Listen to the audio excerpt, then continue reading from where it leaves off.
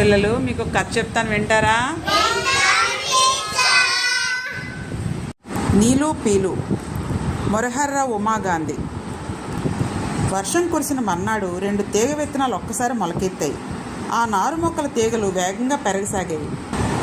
ఒక తీగ పసుపు పువ్వు మొగ్గ తొడిగింది, మరొకటి నీలం పువ్వు మొగ్గ తొడిగింది. పిల్లలు ప్రేమగా నీలి మొగ్గ తీగకు నీలు అని, పసుపు మొగ్గ తీగకు పీలు అని పేరు పెట్టారు. ఎందుకో నీలు పీలు కన్నా త్వరగా పెరగసాగింది. దాంతో నీలు అధికారం చెలాయించేది, అందువల్ల పీలు ఒక్కోసారి బాధపడేది.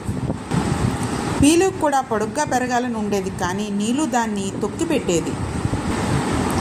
నీలు తన తీగలు పెరగడం చూసి ఆనందించేది, కానీ అది పీలుకు బాధ కలిగించేది. పీలు తన చెరలో ఉన్నట్టు అనుకునేది. ఒకరోజు ఒక దూడ వచ్చింది. దానికి నీలు మెత్తని పచ్చని ఆకులు నచ్చి తీగలు బలంగా లాగింది. నీలు ఏమీ చేయలేక ఏడుస్తూ ఉండిపోయింది. నీలు నేల మీద పడిపోవడంతో పీలుకి పైకి పెరిగే వీలు కలిగింది.